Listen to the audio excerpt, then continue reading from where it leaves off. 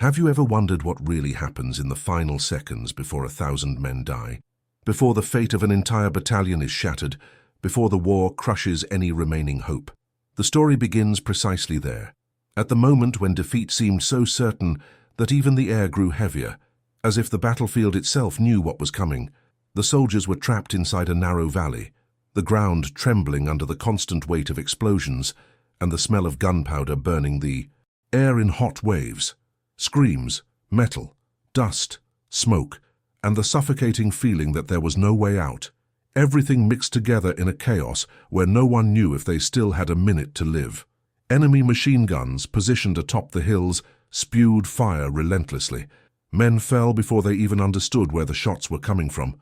Mud mixed with blood ran between their boots, and each explosion kicked up chunks of earth and fragments of fear.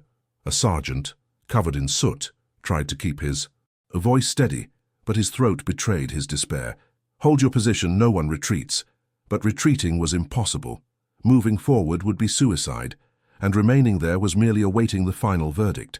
The enemy seemed invincible, taller, stronger, better armed, better prepared. It was as if a giant were crushing a group of exhausted men who couldn't even remember the last time they'd eaten something hot or slept for more than 2 hours straight.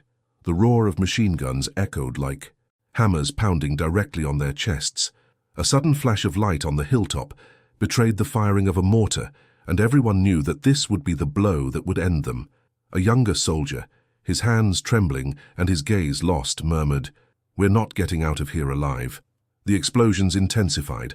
The smoke became so thick that no one could see more than a few meters ahead. The ground vibrated, stones ricocheted, ears ringed, as if the world were creaking from within.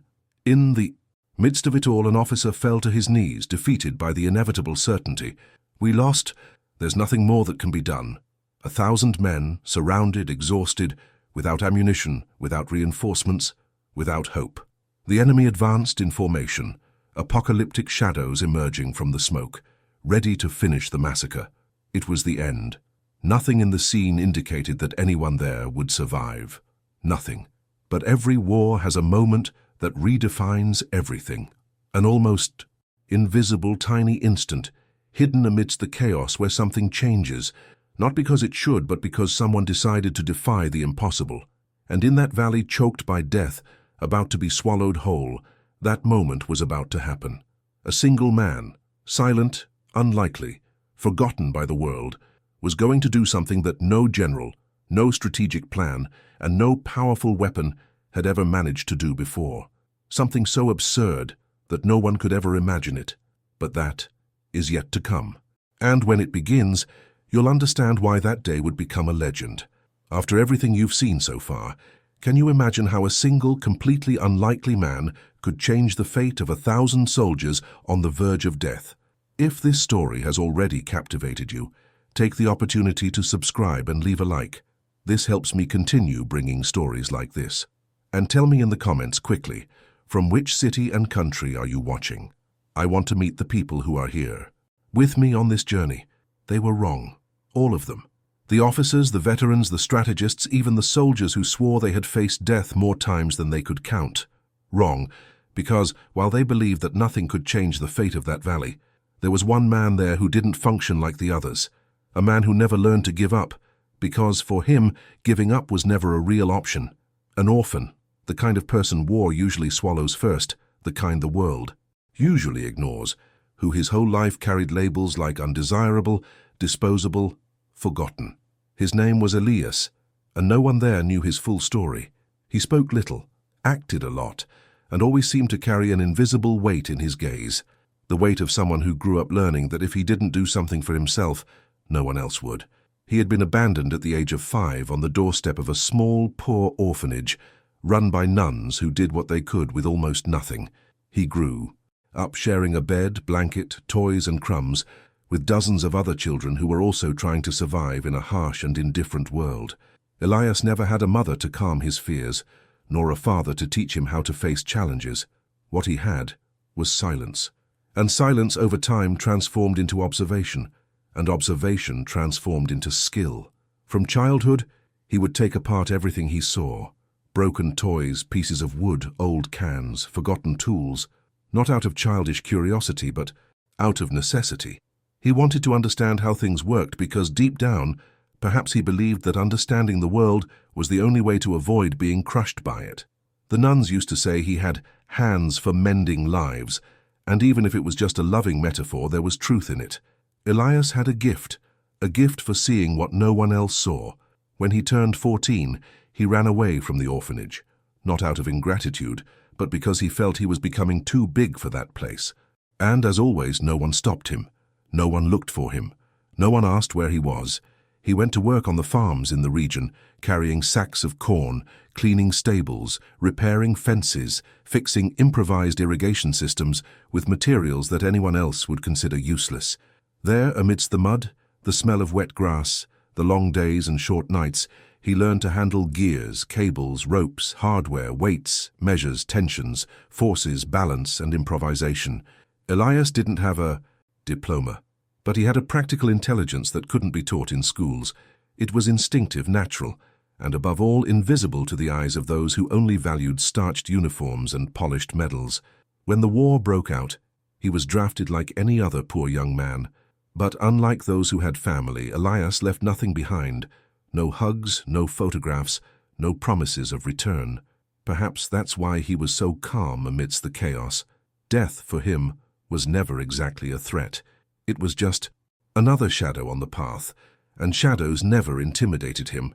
In the first months of the campaign, no one paid attention to the orphan.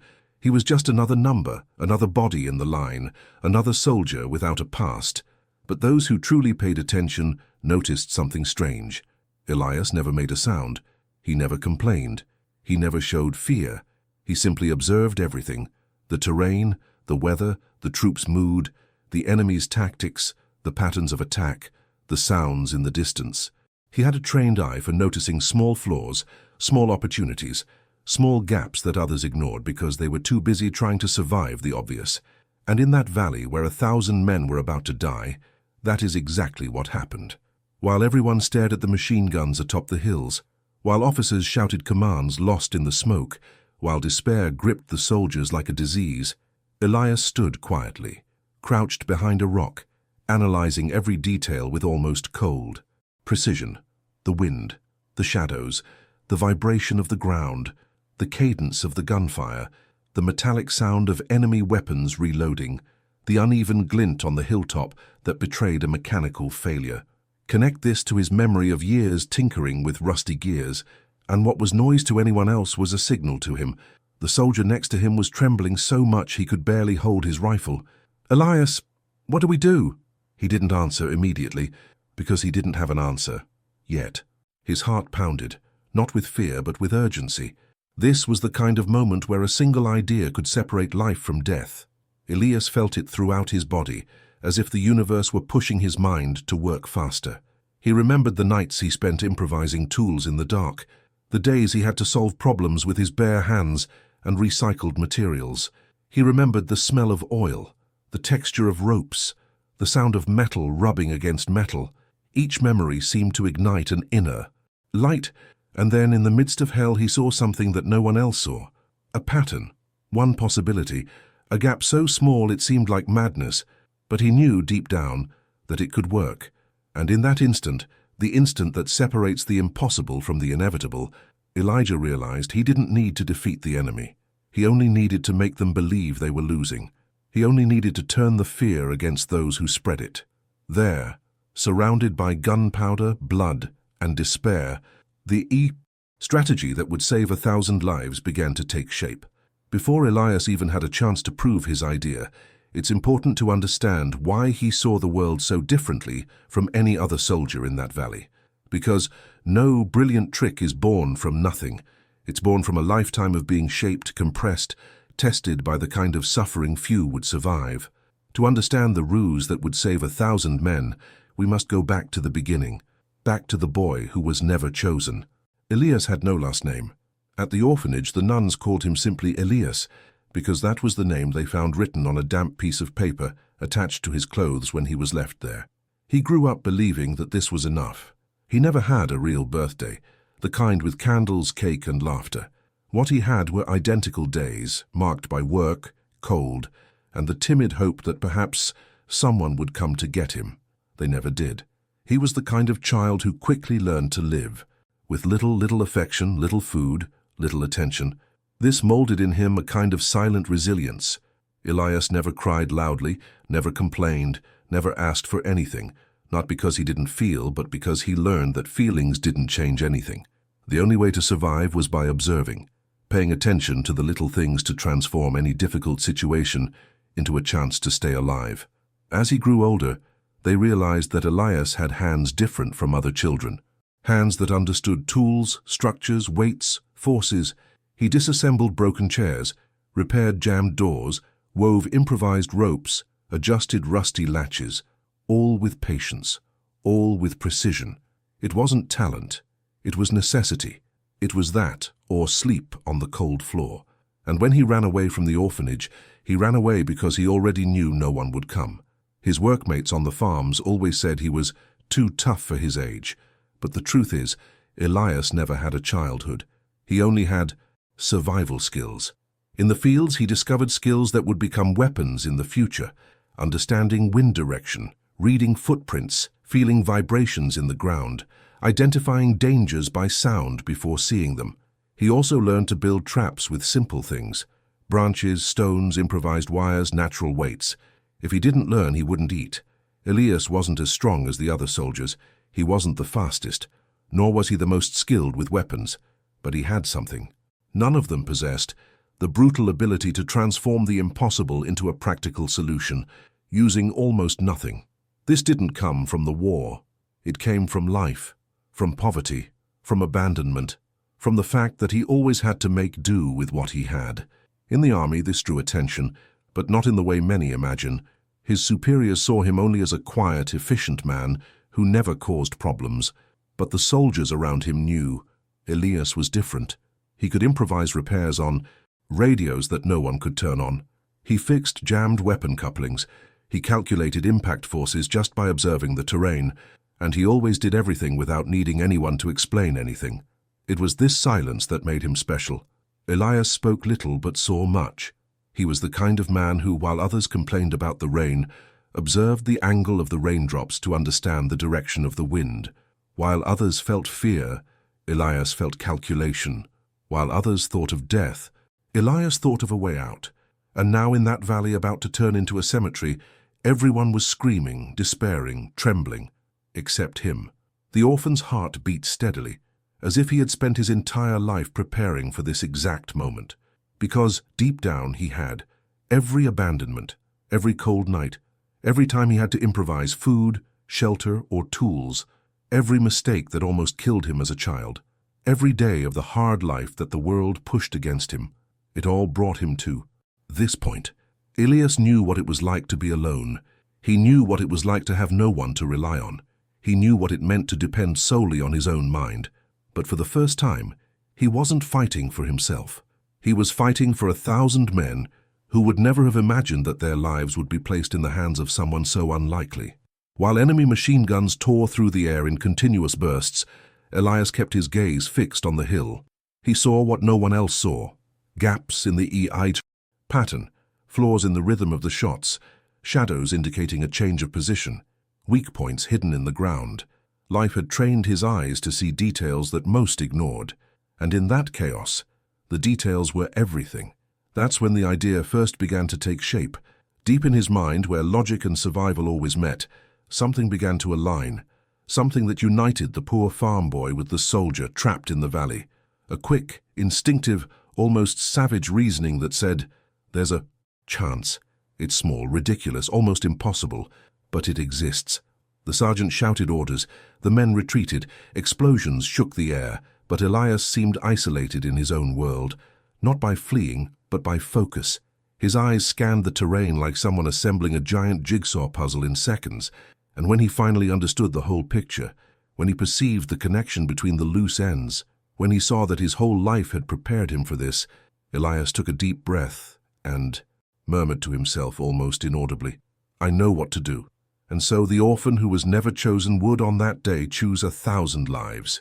The idea struck him like a flash of lightning, quick, dangerous, almost absurd. the kind of thought any soldier would immediately dismiss as suicidal, but Elias, with his eyes trained by scarcity and survival, managed to transform it into a real possibility. Amidst the deafening roar of enemy machine guns, he stood up slightly, just enough to observe the hill one last time, and there it was, the detail no one else noticed. The enemy had dug positions into unstable terrain. It was visible only to someone who knew the land, who knew how the soil behaves under pressure, who understood the weight of structures. The previous night's rain had soaked that hard clay slope, and small cracks appeared whenever they reloaded their machine guns or changed position. These small flaws would be irrelevant to any ordinary person, but to Elias, they were the key. He knew he couldn't attack the hill directly. He didn't have enough ammunition, enough men, or enough time, but he had ropes, and he had empty cans, and he had a mind that never accepted no for an answer. He remembered the traps he built on the farms, simple devices that used weight, sound, and mechanical tension to deceive wild animals, diverting them from the herd. He didn't need to kill the enemy. He just needed to make them believe they were surrounded. Elias began to act quickly. He crawled to a pile of supplies destroyed by explosions and picked up the crushed cans that remained. He found cut ropes amidst the rubble, remnants of torn tents, broken communication wires. While the other soldiers trembled and cowered, awaiting the end, the orphan worked as if he had been transported back to the camps where he needed to set traps before the sun set. "Elias, what are you doing? You're going to die there," shouted a soldier upon seeing him exposed. But Elias ignored it, not because he was too brave, but because his mind was so focused on the plan that fear took a back seat. He tied the cans to different ends of the ropes. Then he began to thread the wires through rocks, holes, pieces of wood, creating a perfect tangle to produce sound. Not ordinary sound, directed sound. Sound that, if pulled at the right moment, would echo like footsteps, like weapons being prepared, like soldiers moving. It was an illusion, a simulation, a primitive, almost childish trick, but capable of striking terror into the heart of any troop that believed it was being surrounded. The secret lay in the rhythm. While building the makeshift device, Elias recalled the sounds of the animals he used to scare away on farms, the patterns he used to construct traps capable of deceiving predators. Now he was applying that on a much larger scale, against trained enemies, armed and confident of victory. When he finished, his clothes were covered in dust and dried blood. His face was dirty, marked by his concentration. The soldier beside him stared at him as if he had gone mad. "This won't work. There are too many of them." Elias responded with the calm of someone who has lived on the edge before. They see what they believe they see. No one thinks straight when they're afraid. He positioned himself behind a large rock that offered some protection and gripped the ends of the ropes as if holding destiny in his hands. He closed his eyes for a moment and listened to the war. The noise of the machine guns, the echo of the explosions, the sound of the wind cutting through the rocks. Every detail mattered. Every second needed to be calculated with millimeter precision. Then, at the exact moment when the enemy was reloading and the battlefield was silent for a brief instant, Elias pulled the first rope. The noise echoed like quick footsteps on the opposite slope. The enemies hesitated. He pulled again, now harder, creating the illusion that an entire troop was advancing down the left flank. The machine guns changed direction. The enemies began firing wildly, diverting their fire away from the men trapped in the valley. Enemy soldiers shouted warnings, ordering them to check for a possible intrusion. Elias continued, with rhythm, with precision, with the patience of someone who spent their entire childhood understanding that strength lay not in shouting, but in calculating. The enemies panicked. "They're coming from the side! We are surrounded! Retreat! Retreat now!" Confusion ensued immediately. The soldiers who controlled the valley began abandoning strategic positions to reinforce areas where they believed they were under attack. Some retreated without orders. Others left ammunition behind. Still others continued firing desperately toward the illusory echo of Elijah's trap. Suddenly, the entire valley became quieter, not because the war had stopped, but because the escape route, previously impossible, was now clear enough for a retreat. Sergeant, still stunned, looked at Elias as if he were seeing a ghost. "What the hell did you do?" Elias didn't answer.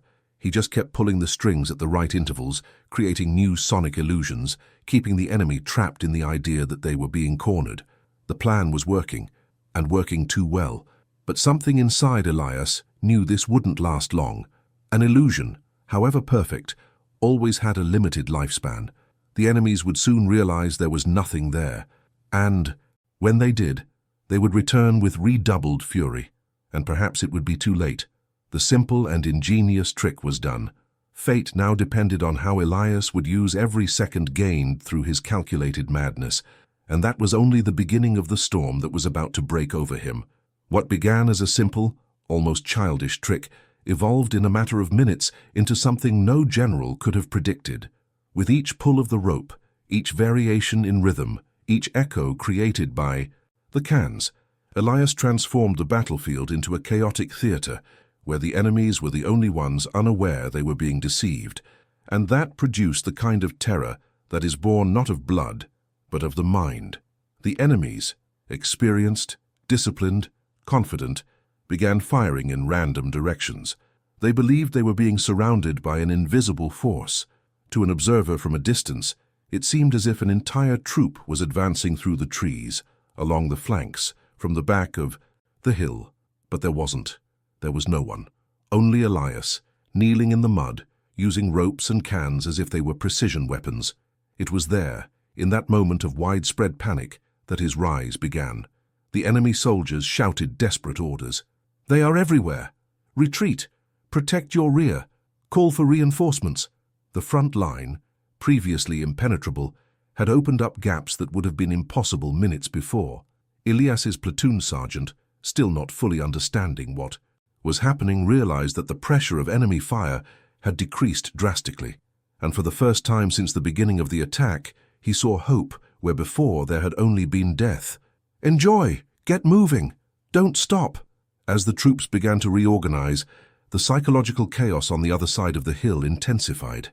One enemy fired uncontrollably, another tried to reorganize positions, another shouted for help. Fear spread from soldier to soldier, growing like a silent epidemic. Doubt, that invisible enemy, had infiltrated their midst, and doubt kills faster than any bullet. Elias continued his work. His arms ached, his hands were cut by the rough ropes, sweat mixed with blood dripped down his forehead, but he didn't stop.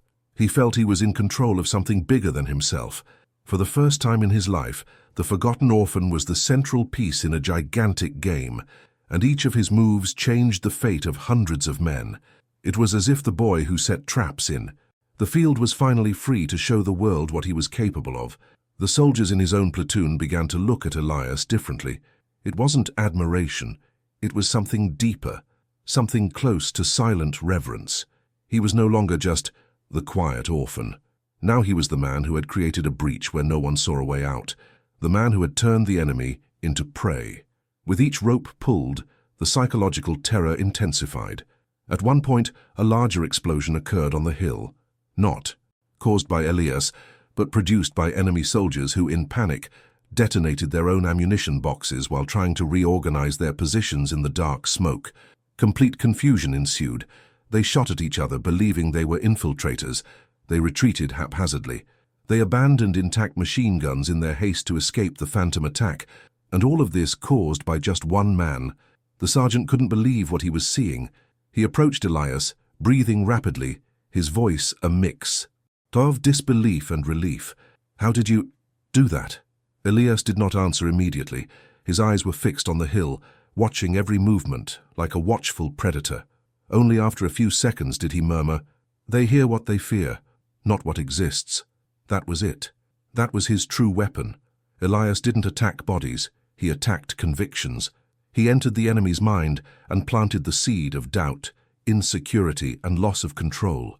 And from the moment that enemy troop believed they were losing, they had already lost. Elias's rise was not accompanied by shouts, nor glory, nor heroic shots. It was silent, precise, profound. He was gradually becoming the kind of man who could change the course of a war without raising his voice. His strength lay not in his muscles but in his mind, and that frightened even his own companions. But the psychological terror didn't only affect the enemy. It began to create rumors within the troops themselves. Soldiers whispered amongst themselves. Did he hear all of that by himself? How did he know the right time? How can someone think so fast under heavy fire? And as these rumors spread, his name began to grow. Elias became a shadow, an allied ghost, a living rumor. The men clung to the idea that he had something more, some kind of sixth sense, and that kind of belief strengthens the troops more than any extra ammunition. But advancement always comes at a price, and the more the enemy retreated in terror, the fiercer their response would become. Elias didn't know it yet, but the panic he created would be the spark that ignited the fury of an entire enemy division, and when they discovered they had been tricked by ropes and cans, they would seek out the culprit with a thirst for revenge that could never be underestimated. For now the orphan was in control, but war never allows anyone to remain in command for very long. The storm against Elijah was about to begin. The psychological terror had worked all too well. The enemy, humiliated by having retreated before a non-existent threat, immediately began to reorganize its forces. Leaders shouted, soldiers rose covered in dust and shame, and fury grew like a rapidly spreading poison. It was a proud troop, too proud to accept that ropes, cans, and a single man had made them retreat in such a pathetic way, and it was precisely this wounded pride that placed Elias at the center of the greatest manhunt ever seen on that front.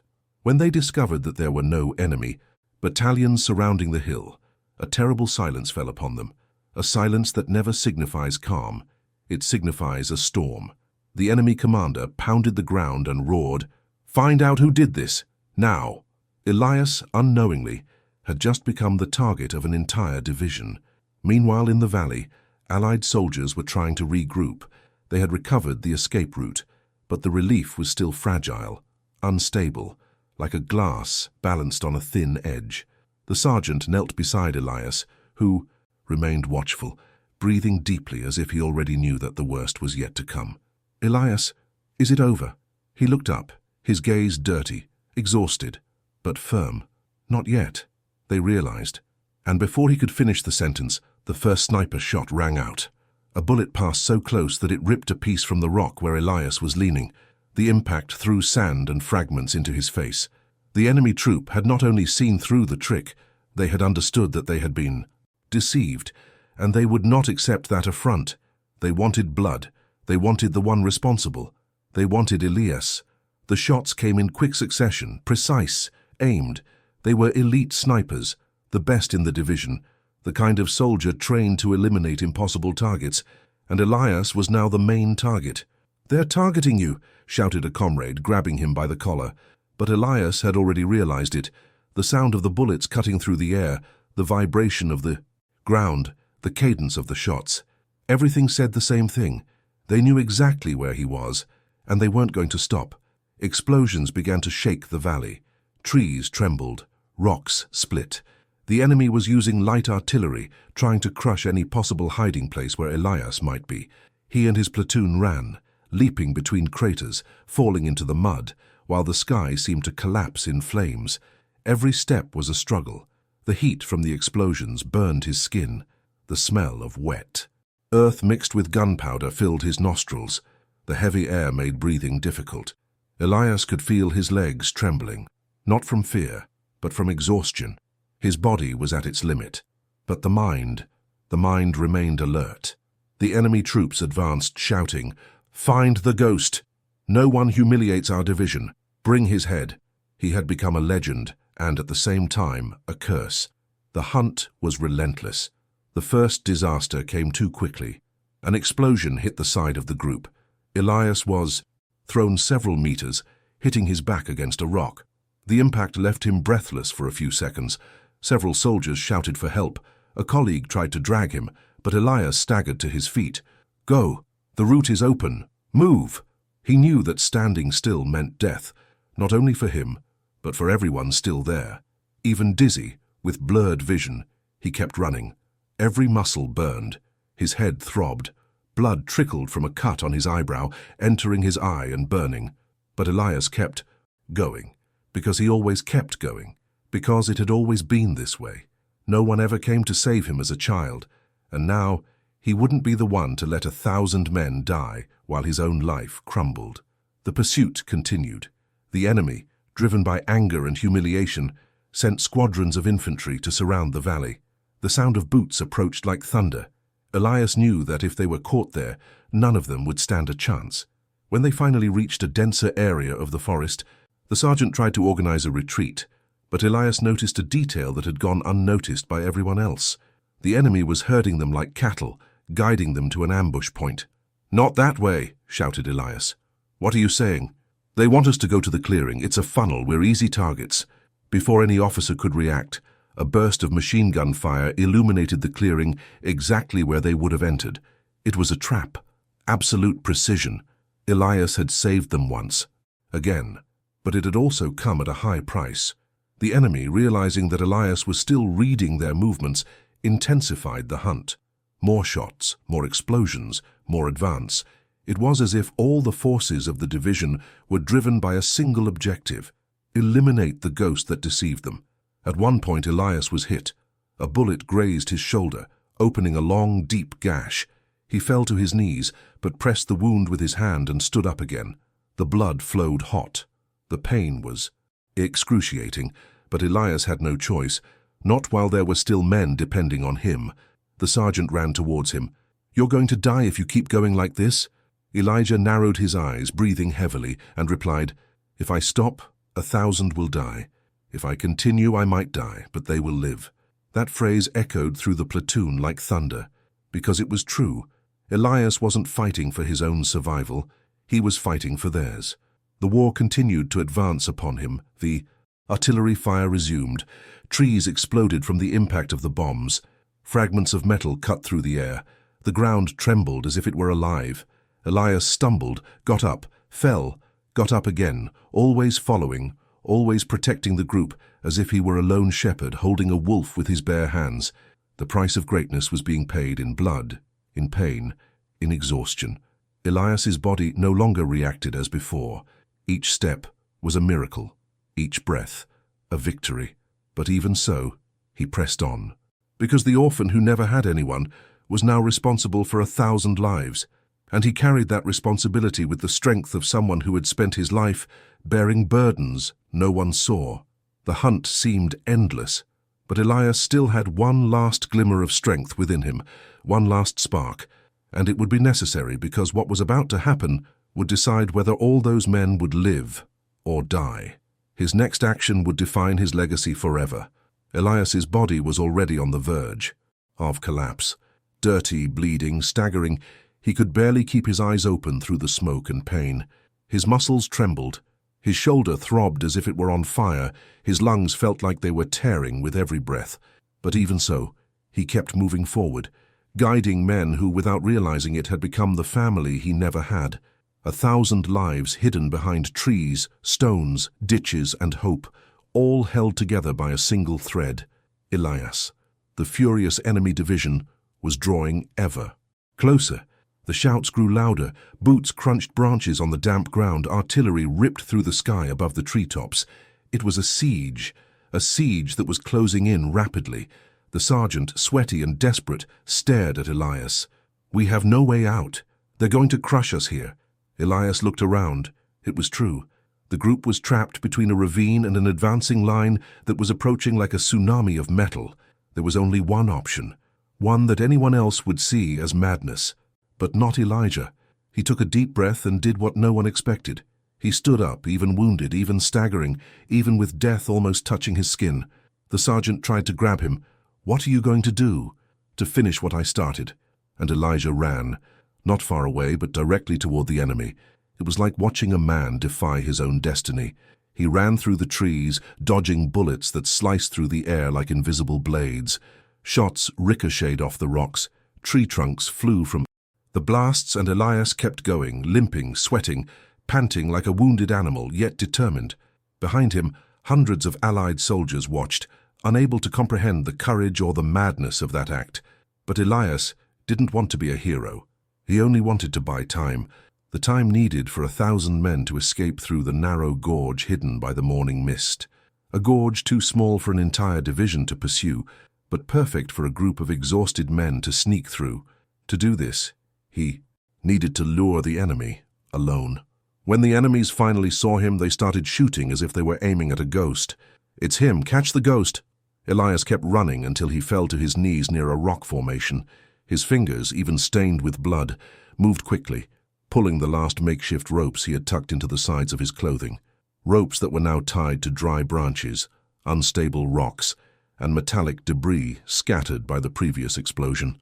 He pulled everything at once, as if he were activating an invisible mechanism. The noise that echoed through the forest was deafening. It sounded like an entire troop advancing. Footsteps crackling, echoes, cans clanging, rocks falling, branches breaking. A rhythmic, growing, powerful sound, a sonic roar that froze the enemies for a second enough to make way for the most powerful illusion Elias had ever created. "They are surrounding us," shouted an enemy. "Back off, they're in the trees. There are so many of them." Elias, his face pressed to the ground, gasped. His fingers were motionless, his hands trembling. He had used everything he had left, all his strength, all his technique, all his reasoning, all his life, and it worked. The enemy, out of fear, retreated en masse, diverting all of Elijah's attention to trying to contain the non-existent attack. This opened up space for the Allied troops to finally begin their escape through the ravine. In single file, silent, running as best they could, stumbling, praying, crying, but alive. Minutes later, as the last men had passed, the sergeant looked back and saw Elias still lying motionless near the rocks. His heart sank. He ran back, at mortal risk, and knelt beside the orphan. "Elijah! Elijah, listen to me!" Elijah's eyes slowly opened. "Did they succeed?" "Yes, because of you. Because of you, 1,000 men came out alive." Elias tried to smile, but he had no strength. The sergeant carried him in his arms while the enemy was still, regrouping, and together they fled into the ravine. The war continued on that front for months, perhaps years. Many heroes emerged, many died, but no soldier from that troop, none of the 1,000 men saved, forgot what Elias had done. At first, they told the story in whispers, then in official reports, then in historical documents, until the orphan's name became legend. He was the man who, alone, had faced an entire division with ropes, cans, and enough courage to shame any general. And what happened to Elijah after the war? He didn't want medals. He didn't want decorations. He didn't want speeches. He refused invitations, interviews, honors. As soon as he was discharged from the military hospital, he simply disappeared into the countryside. He returned to the humble life he had always known, perhaps a small farm, perhaps a village lost on the map. Nobody knows for sure. Some say he became a carpenter, others say he became a farmer, others swear they saw him wandering alone, discreetly helping those in need. What we know is that Elijah wasn't seeking glory. He was seeking peace, and perhaps he found it. But his legacy never faded. In museums there are accounts of the ghost soldier. In military documents, analyses of the impossible feat that saved 1,000 lives. In veterans' memoirs, tears well up as they remember the man who gave everything without asking for anything in return. And whenever someone asks how a nameless orphan became the legend that changed the war, the answers are always the same. Because he understood what no other general understood, because he saw what no one else saw, because he believed in the impossible when everyone else had already given up, and because, sometimes, the fate of 1,000 men depends on just one, from a simple man, from a lonely man, about an orphan who refused to let others die as he lived, alone. After following this entire story, what do you feel you learned from Elijah's journey? What aspect of his courage, intelligence, or quiet strength touched you the most? I'd love to hear your thoughts. Leave a comment telling me which moment impacted you the most. And if this story has captivated you this far, please subscribe to the channel and leave a like. It really helps me continue bringing you narratives as powerful as this one. Thank you for being here with me.